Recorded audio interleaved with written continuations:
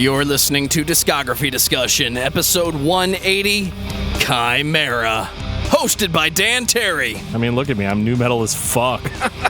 Geoff Kane. This is not metal. It's not even close to metal. I wish I had more to say about that band, but hang on a second. We have a breakdown expert. Buddy Reno. Here are all the things wrong with this album. And Joseph Wren. I mean, it's all right, but it's not Norma Jean. Presented by discussmetal.com.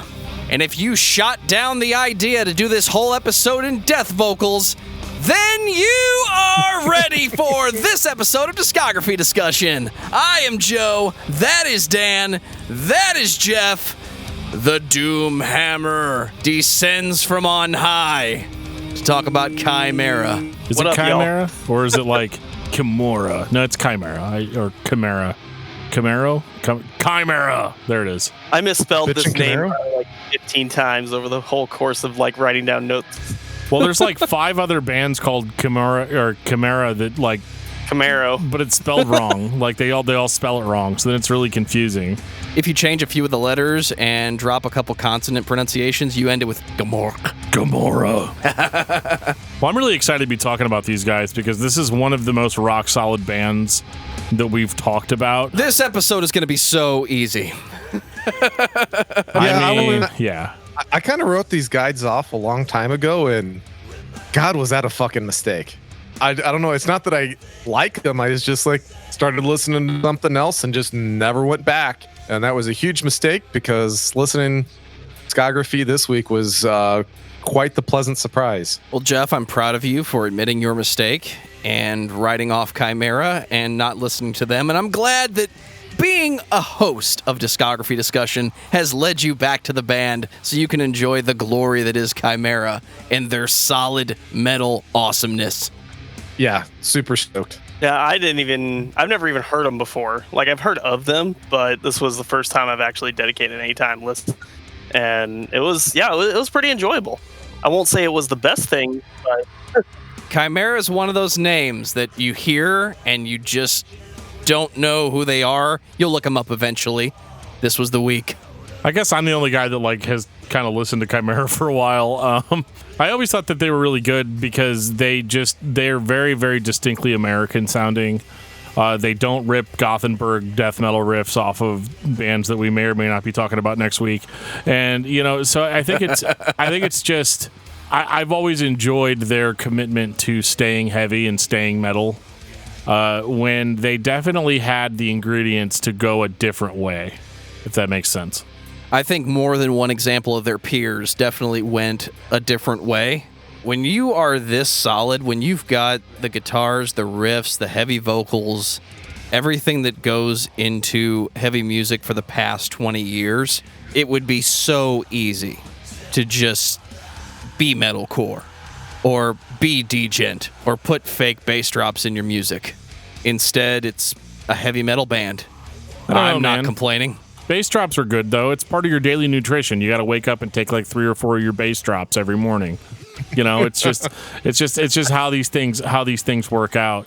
But yeah, this band, no real studio assistants or anything. Like these guys were kind of the real deal, and I'll get into it. But I want to take a special time out to shout out our Patreon supporters who are so awesome, and I want to call you guys out right now.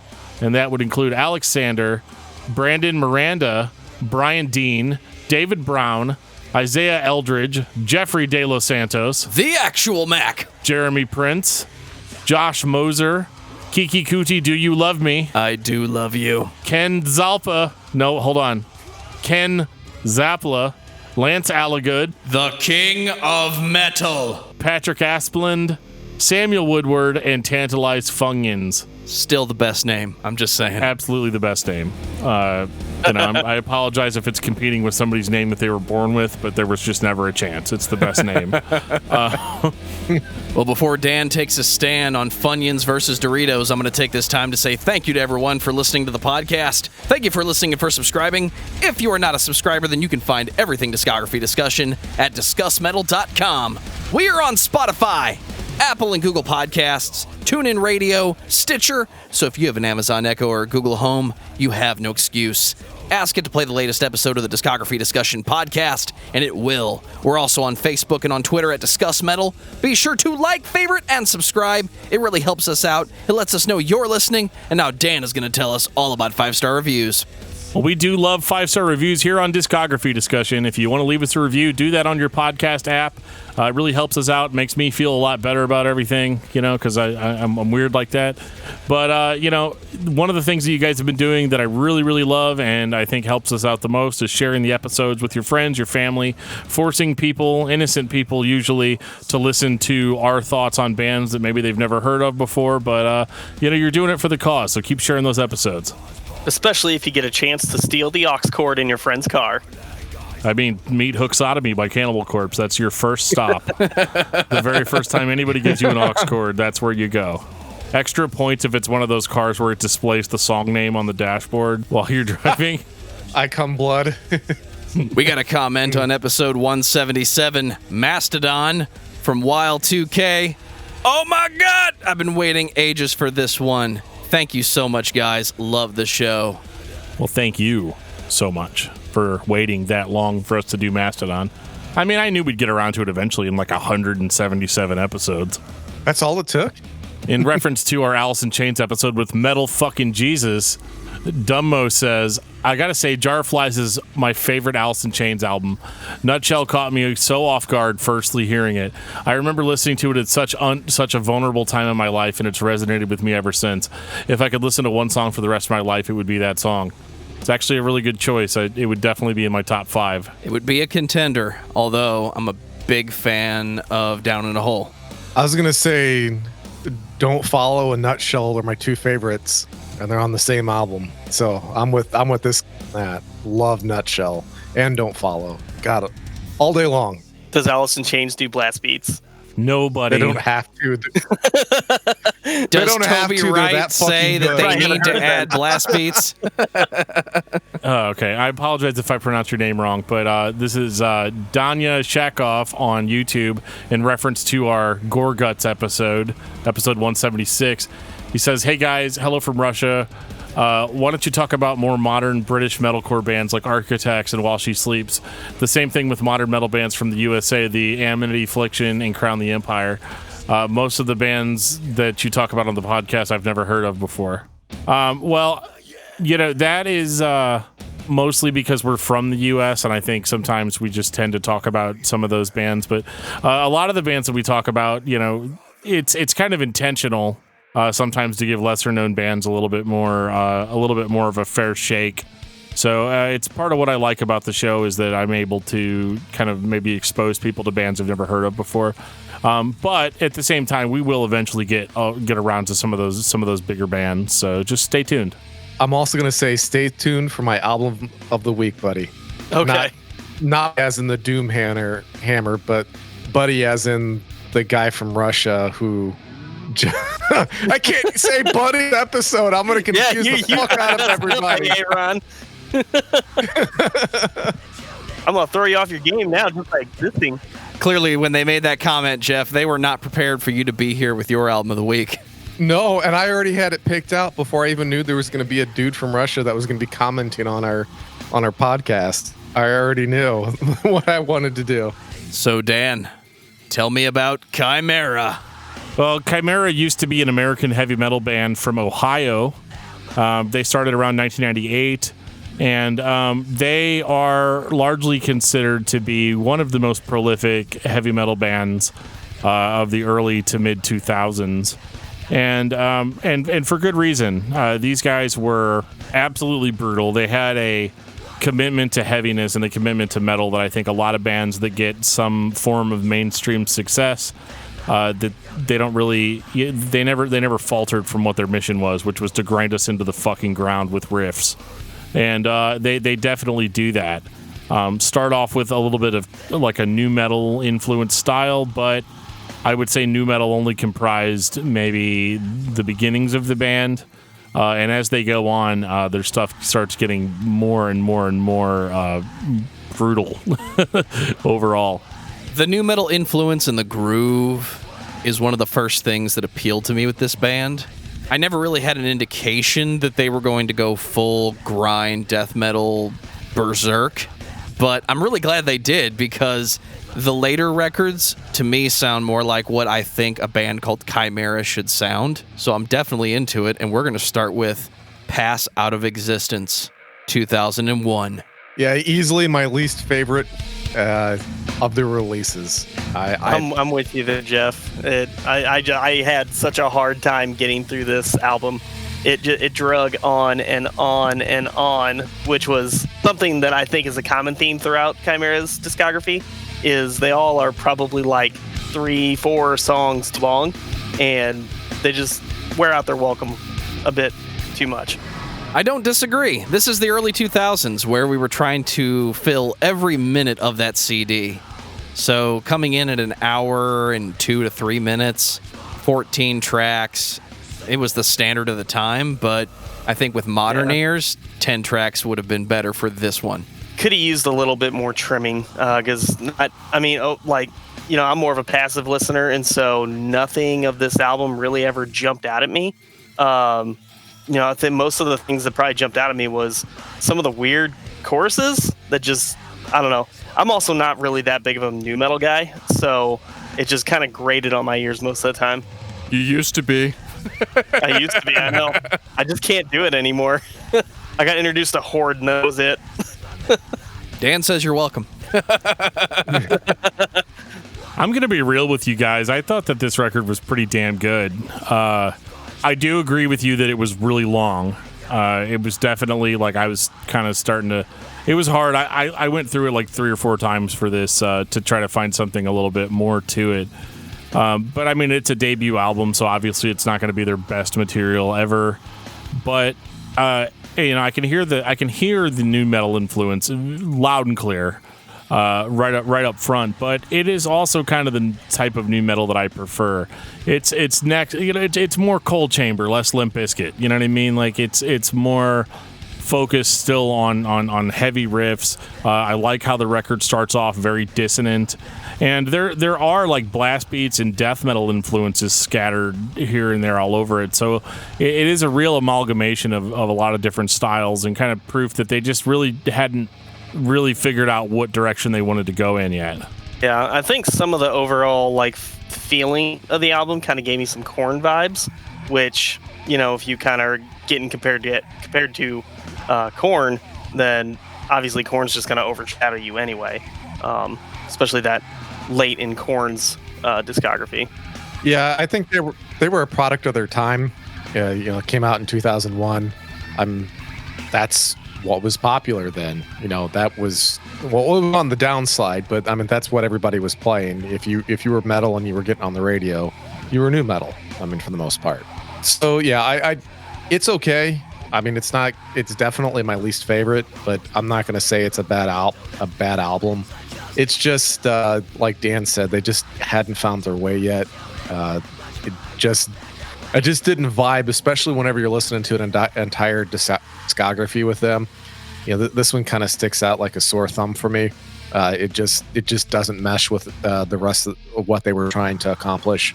It just wasn't my cup of tea, and especially when listening to everything else that they had to offer, this just doesn't fit with everything else. I think it's important because it's kind of a transitional band, much the way 36 Crazy Fists was a transitional band starting off in more of a nu metal style, because that was what was popular at the time, and they probably grinded up through a local scene that was all nu metal to kind of break into more mainstream appeal. So I mean, I totally understand why this record sounds the way that it does, but at the same time, like, I appreciate the heavier elements, and I appreciate kind of the potential of what was to come. Is this the only example we have of dissonant nu metal? No, just don't ask me to give examples, but I know they exist. I'm just not the nu metal savant and that you need to be able to spit that shit out. Well, and I'm not talking about Korn, how Monkey and Head play counter melodies against each other that have dissonant qualities. I mean dissonance in the sense of grindcore and There's no metalcore backcore, dude. later on where it's dissonant on purpose. This is one of the few examples I can think of where, yeah, it's got that new metal tinge, but it still sounds like Chimaira. It doesn't sound like new metal being played by other bands at that time. His vocals are right out of hardcore metalcore, especially for that time. And I really appreciate that. I mean, this actually, believe it or not, this reminds me. This is going to be a deep cut, and I apologize, but this reminds me of a Christian nu metal band called Hospital. It's very similar to that. That's a good one. And they don't sound obviously like exactly the same. Hospital sounded a little bit more like Deftones, but it had a lot of that like droning, like dissonant heaviness that you're talking about, Joe. And so I think bands were pushing towards this direction. I mean, you look at even a band like Norma Jean, where their Ludicrous album was more nu metal influenced before they would go on to do what they were going to do. 36 Crazy Fists the same way. There are a lot of bands that came out of this scene that would eventually go on to kind of adopt the newer kind of heaviness that was getting popular at the time. So this record, I think the only thing that I can really level against it is that it is a product of its time. It's a 2001 metal release, and it's trying to appeal to two different audiences. Well, much like talking to Geoff in the middle of the week when I have a question and he really doesn't have time to answer. The Impossibility of Reason, 2003. You know I break your brain sometimes, Geoff. Did I answer eventually, though, didn't I? Oh, yeah. I had to dig down through the messages to find the answer. And then I asked myself, where did the rest of this come from? Like, was he talking to somebody else and just didn't realize he was typing to me? Oh, yeah, that was supposed to go to Dan. I don't know. That was my love notes to Dan. What the fuck is Joe's problem?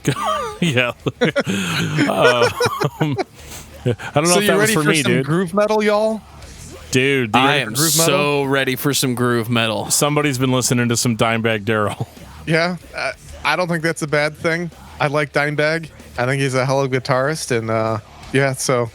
I'm not here to have that argument with you right now. I know. We're way past that. But I really like this. I think this was definitely a huge upgrade in the heaviness department. And I mean, he like vocally, this is where the vocals start sounding like downright acidic.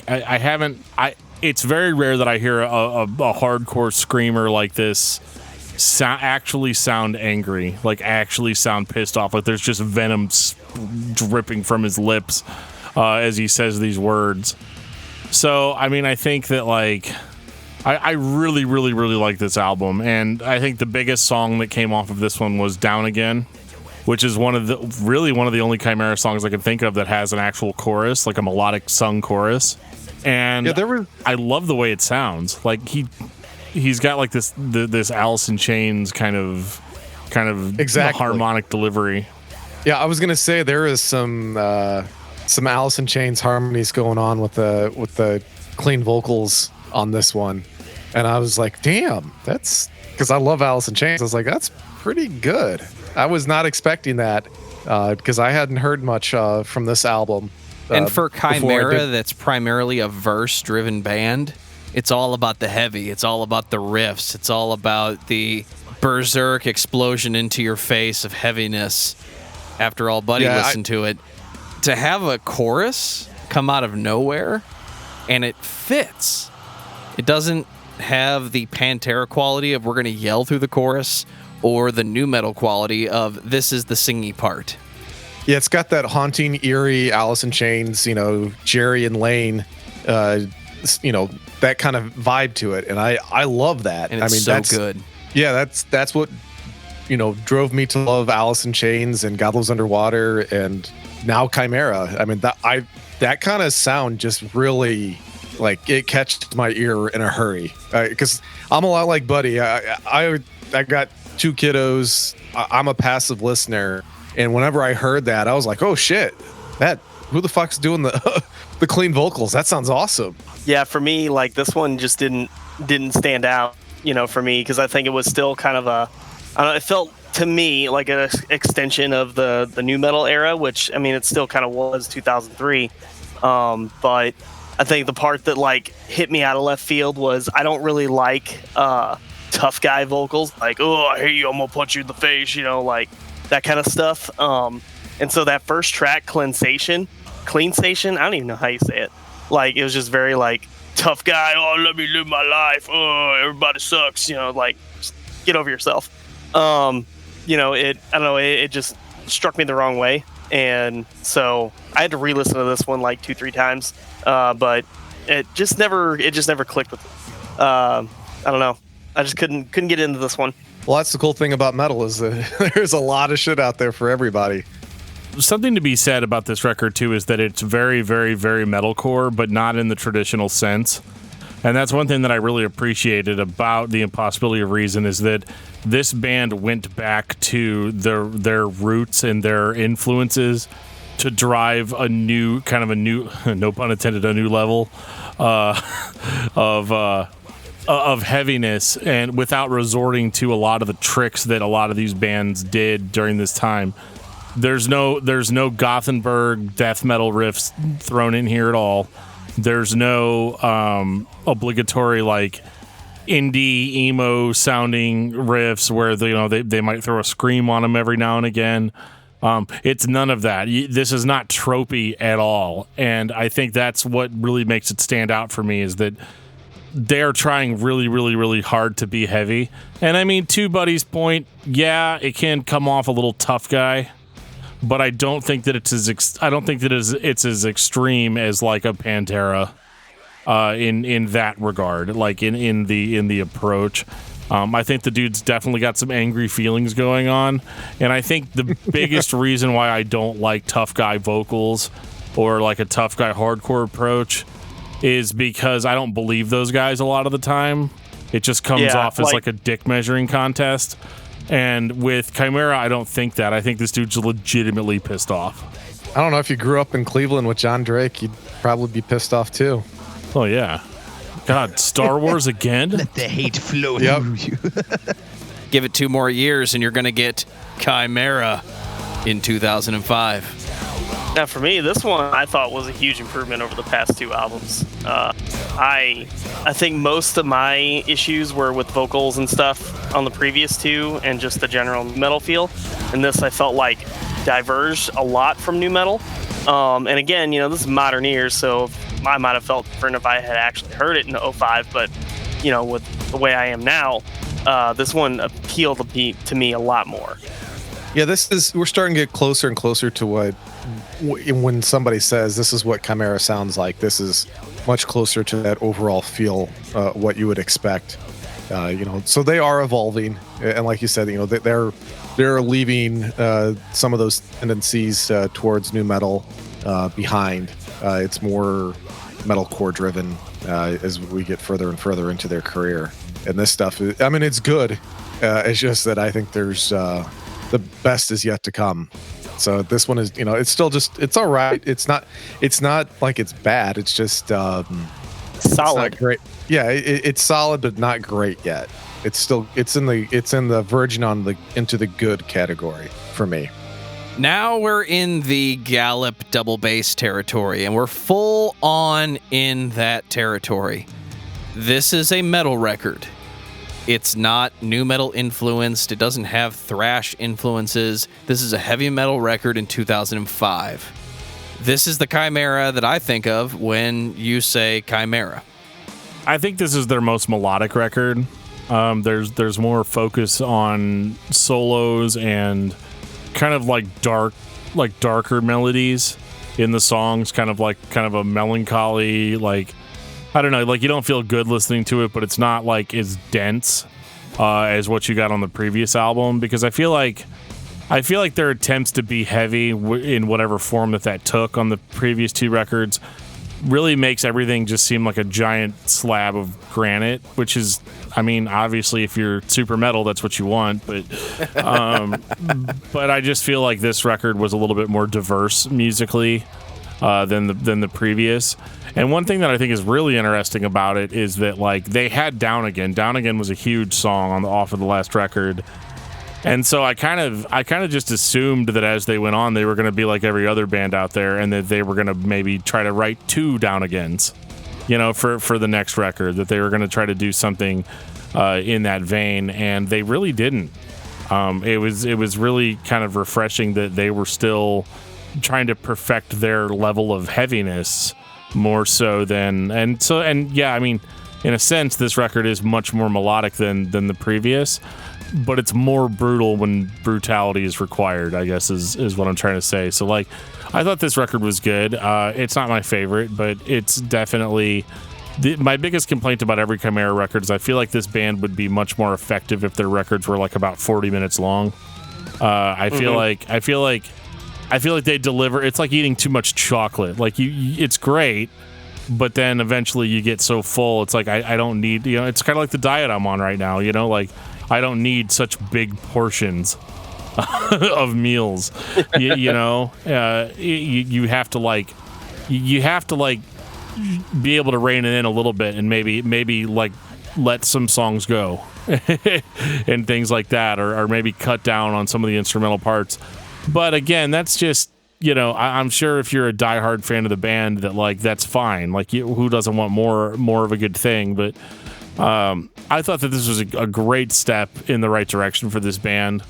I don't know if it's really their creative peak necessarily, but they are starting to show signs of more diversity and getting a little bit more comfortable in the sound that they tried to introduce on the last record.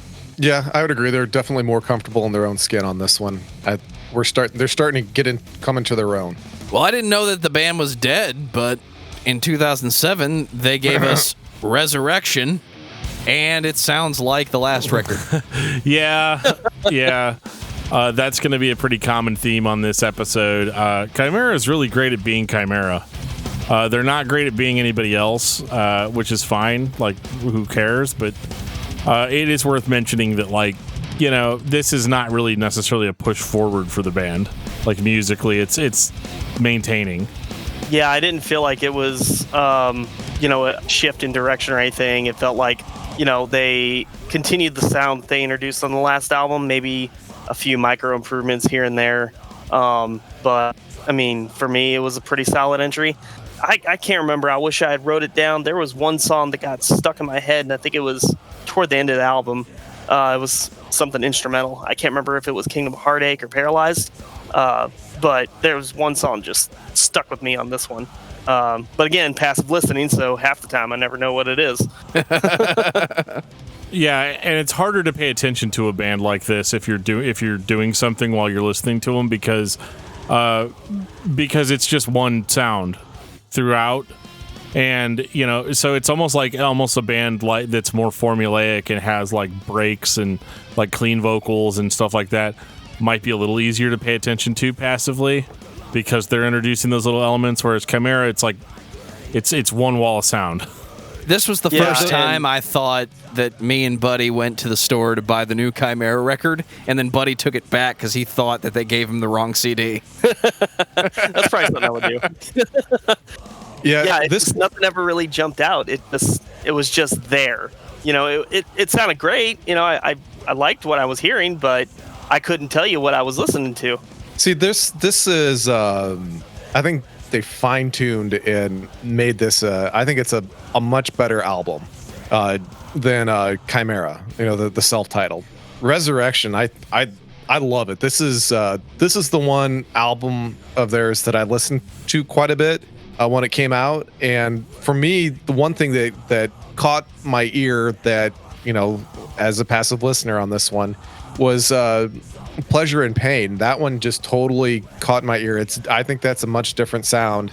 There's a lot of weird minor chords and dissonance going on that's very, very prominent with it's some sort of synth that they're using to make that sound. I don't know what it is, but that song just really grabbed me, and the first time I heard it, I think it was actually on it was probably on Pandora, and it popped into it, and then that's actually made me want to go listen to the album. I listened to it on Spotify quite a bit, and yeah, I think this is a solid entry into the metalcore genre. This is one of the better metalcore albums I've heard in a while. I like it quite a bit, actually. This might I don't think it's if it's not my favorite, it's like a 1A 1B kind of situation. I really dig this one for whatever reason. That just kind of grabbed me the right way. I think it's fucking brutal and awesome. You're right, by the way. This is one of the songs that always comes up on the midweek shuffle. Somehow, listening to some form of metal always leaks into Chimaira, and it's always pleasure and pain. Yeah, and it kind of grabs you. It's got a different feel to it than the rest of the album, in my opinion.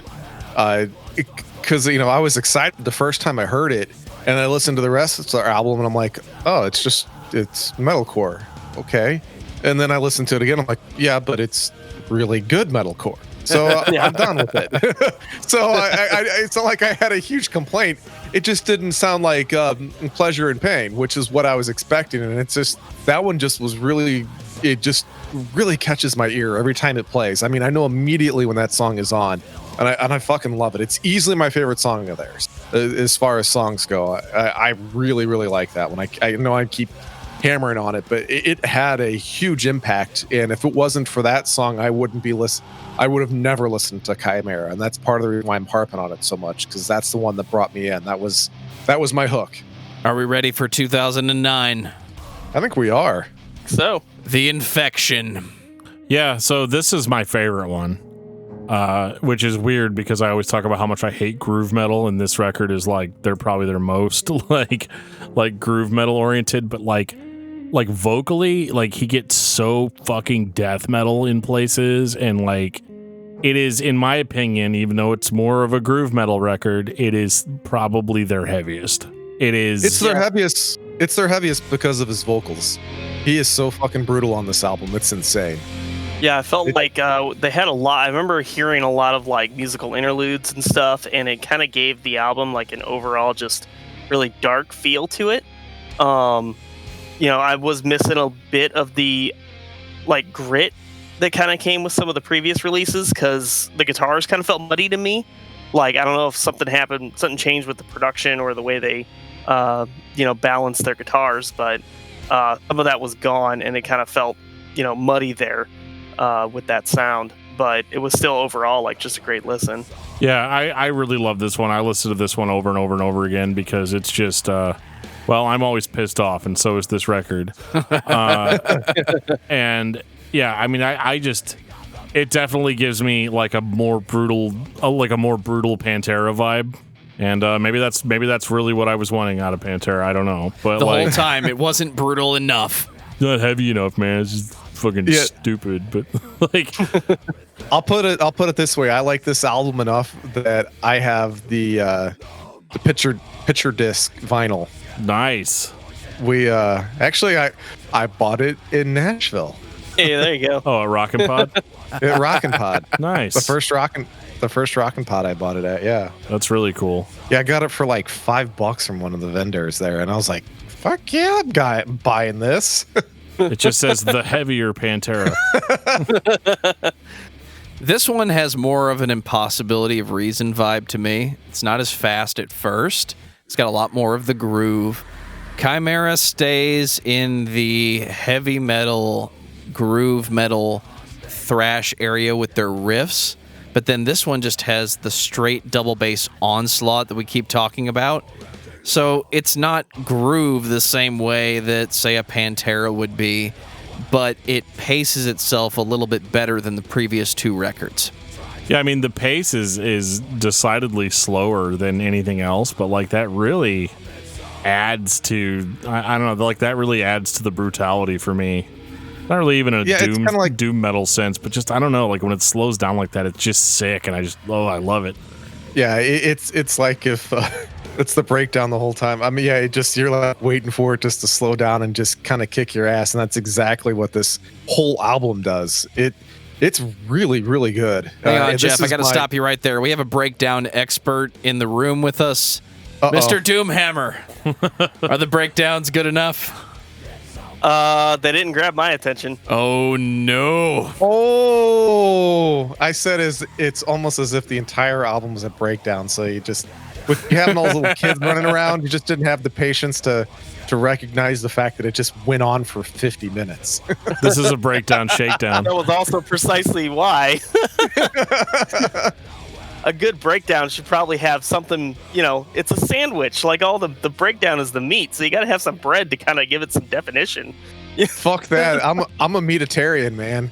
All I want is the fucking meat. You're the guy who eats the sandwich where the bread is made out of chicken breasts that have been fried in fuck butter. Yeah.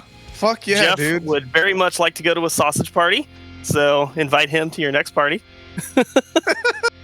Yeah, I don't know, man. This is like I was saying. I had a 1A, 1B. This is my 1B. So it's Resurrection and the Infection. I love these albums. I fucking love them.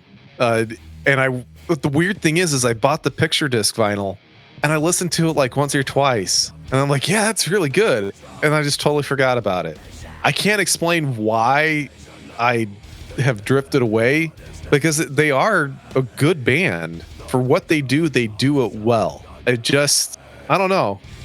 I should have paid more attention to them. That's really what it comes down to. Outside the first and the last release, you see, that's why I don't like the sandwich at all, because the first and last release, that's the bread of throw that away, and then I'd love the rest of their discography. I don't think you weren't paying attention. I just don't think there's enough here to grab the listener long term. It's Chimaira. It sounds like Chimaira. It sounds like riffs. It sounds like double bass. The vocals speak or scream for themselves. Point being, other bands are able to grab and keep your attention. So either you're just not a fan of this, or there's not enough here of what you like in heavy metal and death metal and everything in between. Well, I think it's fucking great. I'm with you on this one, Dan. Fucking love this album. Yeah, it's killer. It's my favorite. I mean, it's not like it's all downhill from here sort of situation, but like, I don't know. I don't feel like they ever matched how just visceral they got on this one. It's time for the Age of Hell. Yeah, 2011. Dan is booting up his copy of Doom Eternal now, and it's going to be a while. This is the Infection Part 2, the B-sides. How many Part 2s does the Infection get, Geoff? Resurrection was Infection Part 1. The Infection Part 2 is Age of Hell. I think you found the other slice of bread. No, this is where it's kind of like the burnt ends of the meat, so it's still all right, still pretty tasty. I dig me some burnt ends, so I do like this album. Thought you ate your meat raw. Not when it comes to smoking meat, baby. No, I love smoked meats. I do like raw. I do like very lightly cooked steaks, but when it comes to smoking meats, oh, baby, love that shit. But yeah, the Age of Hell is still good. It's still good. It's just not great. I think it's fine. Yeah, like I'm kind of with Geoff on this. It's fine. It's not bad. It's more of what I want, but it wasn't super. It's weird to me that like so many bands kind of have this type of record where like I feel like on the last record they wrote so many songs they couldn't use them all, though that's never stopped them before. I will say that like this one, yeah, it just sounds like these are the songs that just didn't quite make the cut on other records, you know, and so it's not that they're bad, but they just don't hit me very strongly. Like I just don't have a lot to say about this record. Like it's heavy, it's cool. I throw it on while I'm cleaning or something, you know. But beyond that, I'm not like. There's no if I'm watching Chimaira live, there's no song on this record that I'm like, oh god, I hope they play this. You know. Yeah, it also drags on too long. I mean, it clocks in at 64 minutes again, and it could use with some trimming. Oh well, you probably listened to the bonus tracks. No. Yeah, it's 49. It's 49. Yeah, it's 49 minutes. Maybe that's the problem. I'm like, is this ever going to end? I've noticed a lot of the times when you're using a streaming service, for whatever reason, they pretty much. I mean, I understand why, because people love the bonus tracks, but they'll usually throw the special edition on as the main version on like a streaming service. So that's probably where you get it. So yeah, so I can imagine, because I thought it dragged at 49:50, which is what its original length was, and then you throw fucking 1, 2, 3, 4 more songs on there, and I mean you're in Snoozeville, man. Like, Buddy's in the middle of a harsh realization right now. I spent so much time listening to crap. I wasted how many extra minutes listening to this? Yeah, if I want to listen to something that goes on forever, I'll listen to Swallow the Sun. Hey, at least that's enjoyable. Yeah, that's why I'm saying if you had your I was going to choice. say, I don't think any of this is unenjoyable. It's so hard. Yeah. It's so hard when talking about a band like Chimaira because they are incredibly good at what they do. Like, they've proven it. Like, you can say that the first two records started off kind of rocky, but, like, everything after that, I haven't heard anything that I'm like, turn that shit off. It's all been, like... Yeah. It's been all good. If you're into heavy stuff, like it's good. It's great. Yeah, I think like the biggest complaint that I really can level at them is that they don't ever really do anything super interesting to jump you out of a passive listening experience. And that trend I felt like continues, into the age of hell. It's just it's good, solid music, but it's not something that's going to keep me listening. Yeah, it's another safe album. And you can only be safe for so long before you get stale, since we're talking about bread and everything. I was gonna say, yeah. I mean, if you leave this album on the counter for too long, yeah, it's gonna make some sweet French toast in the morning, though. 2013, Crown of Phantoms. Have you ever been like trying to put a crown on, and then it just falls through you and lands on the floor? Like it's not real, like made out of real material, because it's actually made out of phantoms. Are you speaking Old Elvish at this point in the story? I mean, you would have to. I mean, it's just Crown of Phantoms. I mean, it's such a problem. Like, you're trying to put your fucking crown on, but you can't because it's a phantom crown. And not just one phantom, but it's, like, infested with phantoms. And I think that's what this album's about. It made me think of the Skeleton King. What's the right way to put on a crown of phantoms? You got to be the Skeleton King. Well, you got to have the one ring. Me and Geoff want to say something at the same time. Wait a minute. So are you saying that the crown itself is actually a giant ring and it's not actually a crown? It's supposed to go on a giant's finger? No, that's not that kind of ring that we're talking about, Dan. It's the other kind of ring. You got to go a little further south. Oh, okay. Okay. That's why it keeps falling off. Got it. I got it. It's a okay. So wow, Dan got beeped today. I did. This is what happens when Geoff's allowed on the podcast. Hey, cock-a-doodle-doo. Yeah, you got to have Cocker at least Spaniel. one bleep. Cockamamie. Just 20 more minutes. It'll be fine. I can't think of any more. Oh, wait. No, that one gets bleeped. No, that one gets you. I really like this record, or at least I like the material on it. It is kind of sadly just another Chimaira record, but it's I don't know. I liked kind of the blending of melody. I think the songs were a little bit hookier. They kind of grab you a little bit more. I don't know, man. They definitely. I wouldn't say that this band's ever put out a bad album, and I don't think this one's bad either. But I think I can kind of understand why this was the last record. Because I just don't. I don't know what else they had to offer. I think at this point, isn't it? Mark is the only original member on this album. Yeah. Yeah. It stuff like that kind of always rubs me the wrong way. It just makes when everybody else leaves and the sound is still essentially the same.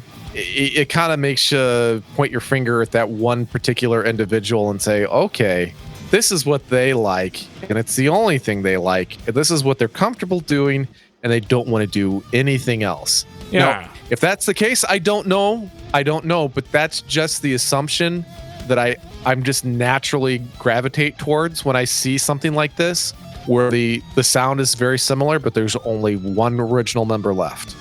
It makes me think that it's a dictatorship. Makes you think then that the singer is essentially the writer, and he is, handing out all the assignments to his musicians to say, okay, I need you to play this stuff. And essentially they're like permanent session musicians instead of actual band members. Yeah, it's possible. That stuff drives me nuts. If he's not writing the music, he's at the very least directing everybody. Like, this is the way that this band is supposed to sound. And, we wrote a song called Down Again with a chorus because we wanted to, but we don't like to do that. So we're not going to go more mainstream. We're not going to go. It's kind of like when I was talking about Black Dahlia Murder. I feel like they're kind of a very comparable band. in this regard, in that they've got like a whole bunch of albums, and they're all great to varying degrees, but they all sound very similar. And you have to realize that, there's a lot of like metal elitists out there in the world that only like to listen to music that sounds a certain way. And you got to think a lot of those guys probably start bands. And, we've all thought it before. If I'm in a band, right? If I'm ever in a band, I'm only going to do this. Buddies say it all the time. I just want to play breakdowns and throw my bass up in the air and catch it, and then Patrick was always like, well, I would just want to I just want to sing. I don't want there to be a bunch of screaming on the record. And Dan would always say, I am the band. Yeah, and I would always say, I am the band, get out. Because this is the way the band is supposed to sound, so like, so I mean, of course I'm not doing some sort of like character assassination on Mark or anything. Like I don't know. That's just my observation. But just from the outside with no knowledge into the writing process or how they work together or anything, like there's only so many assumptions you can kind of just come to a conclusion on. I do take issue with the production on this record. This is the only one I listened to where I didn't feel like it sounded very good, like at home, like on my speakers.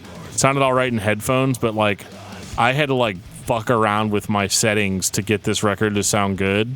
I'm not really sure why that is, but it's just like everything seems to be just like at the same volume throughout. Like there aren't any quiet parts, but like, I don't know, the parts that are supposed to be quieter aren't quiet. They're super loud, and I don't know, the super loud parts sound too loud, like to the point where like the audio actually sounds distorted. That would be I'm not bitching 'cause I can't 2013 handle it. production Yeah. where everything was mixed for MP3 and the loudness wars were at their worst. This is before YouTube changed the way people mixed records again. I mean, that's fair. That's probably what it is. Because it's just like, I'm not like, a wimp and I'm like, oh, it was just too loud or whatever. I meant like it was so loud that it couldn't be processed. Like it's like super loud. Audio was getting clipped. Yeah, like clips I didn't like the way that it made my speakers sound. What you're trying to say is there is no dynamic range on this record. Yes, that is what I was trying to say. Thank you, Joe. No problem, buddy. I mean, Leave the Dan. audio engineer to figure it out. You're welcome. I'm just screwing up everybody tonight. Final thoughts on Chimaira. Geoff. Solid band. That's really what it comes down to. They're pretty solid. They're not great. They're not bad. But as Buddy had mentioned before, if you're passively listening to their albums, there's very little that's going to grab you. Everything is very, very safe. It's all within its lane. There's nothing that's going to say, hey, check me out. Listen to me. And it's a shame, too, because it's pretty solid. I mean, we got some good music going on here. It just needs a little bit more dynamics to keep your attention, especially when listening all the way through. I really didn't have a problem listening to it all the way through. I was truthfully pleasantly surprised because they are a solid band, but thankfully there wasn't 13 albums of this. Otherwise, really would have gotten sick and fucking tired because I'd have a sneaking suspicion they wouldn't be changing much. But at the intervals that they're put in, it's fine. Buddy, what about you? Yeah, I think I'm in Geoff's corner here. Like, it's a solid band. They're not bad at all. Like, I thought they were really great to listen to, but again, just nothing that would pull me out of a passive experience. And most of the time when I get a chance to actually listen to music, it's because I'm at work, making websites and programming. And so I'm thinking really complex, problems that I'm solving. And so it's going to have to do something crazy for me to jump out and take notice of it. They just don't do that. I thought they were great. I enjoyed my time with it, but if they come up with Shuffle, I'm not going to skip them because they got some pretty great songs, but they're not a band I'm going to typically reach for. Final thoughts on Chimaira. Dan. I appreciate Chimaira because they did not go in a direction that I thought that they were going to go in. I really thought that they were going to cash in on the fucking Alice in Chains, the harmony vocals, and they just didn't, like, at all. And, like, that's commendable to me, also being the kind of guy that only likes bands to do certain things. But I think that they have a really solid body of work, and I think it's something that they could definitely be proud of. Is it gonna like change your life? I mean, probably not. They're not a band that like is gonna be your gateway into like getting into heavy music necessarily. They're already there. They're a band's band. They're the kind of band that like deliver what the fanboys want every time. And I think bands like that. I think we need bands like that too. Not everybody's going to be progressive. Not everybody's going to have some sort of dramatic, stylistic change story. Chimaira is just a heavy metal band that plays heavy fucking metal, and that's it. Everybody's got to start somewhere. Where Chimaira started and where they ended was not the same place. But for the majority of their discography, they gave you exactly what you were looking for. If what you wanted was riffs, straightforward double bass, intense, brutal metal. It wasn't the best in the genre, and it definitely wasn't genre defining. But if you're a fan of this music and you need something to deviate away from the bands that you normally listen to, you're not going to skip Chimaira when they come up. You also might not be there looking for Chimaira at the end. So if you're a fan of brutal, intense metal, you should be listening to Chimaira. You probably have already listened to them more than once if you're a fan of other bands that are namestays of the genre. Dan, what's your album of the week? My album of the week is one that is very near and dear to my heart. It's Therapy Session by NF. Geoff, what about you? All right, this one is for Dania Shakov, the individual who left us the message saying, "Hey, cover more bands that aren't from the U.S." Well, before you would even knew we were going to be mentioning your message, my band is from Russia. It sure as hell is not metal. My wife hated this band so much while we were listening to it on the car down to my parents' house that she begged and pleaded for me to turn metal on because she thought what I was listening to was that bad. And that is Little Big. Fucking love these guys. Best music videos ever. Love them. Love them, love them, love them. So I'm not going to say a particular album because I tend to pick and choose because I really, really, really like their music videos. But also they have, really good songs like Fucking Asshole, Every Day I'm Drinking, AK-47, Big Dick, some quality lyrics there. All kidding aside, these guys are really fucking catchy and they're a lot of fun. They don't take themselves too seriously. Highly recommend that you check out their videos. I think the one that has gotten the most airplay is Skibbity, but personally, I love Farodenza. That one's fucking hilarious. Just watch the videos. You're gonna love it. Buddy, what's your album of the week? I've been spinning a lot of Dear Desolation by Thy Art Is Murder, and for some reason, when I'm not feeling very metal, I'll still pull out Damnation by Opeth, and just been switching between both of those. Good choice. For me, it's Atomship, The Crash of 47. Good old standby for you, man. It's not That's a always a good standby, listen. it's an always listen. Anytime Crash 47 comes on, you can't skip it. Nope. Shout out to the Roach Coach who had someone else besides me recommend the band. I would never have recommended the band. They were not nu metal. Proven in theory. Take us out, DFT. If you've ever been listening to this podcast and wish we, talk about, bands from other countries or maybe some bigger name bands, just let us know. You can reach out to us just like our YouTube commentator did. And there's other ways you can reach out to us as well. You can send us an email at danandjoeshow@gmail.com. You can reach out to us on Facebook at facebook.com/discography discussion. You can reach out to us on Twitter at discussmetal. You can reach out to us on our Discord server. There'll be a link in our show notes that'll take you right there. And we even have a Teespring store set up where you can buy all of your wonderful Discography discussion merch and is a great way to support the podcast monetarily. What if I want to hear about a band from space? Can we do that too? I'll think about it. And on that note, this has been episode 180 of Discography Discussion. Thank you for listening. You can like us on Facebook and follow us on Twitter at discussmetal. Subscribe to our podcast everywhere you listen to podcasts, including Google Play, Apple Podcasts, and Stitcher. Visit discussmetal.com for all things discography discussion. And please send questions and comments to danandjoeshow@gmail.com. If you are not a patron, you can become one at patreon.com/discussmetal. We have some sweet perks. Give me your money. We're covering Garth Brooks next week, right, guys? Every time. Get out of my house.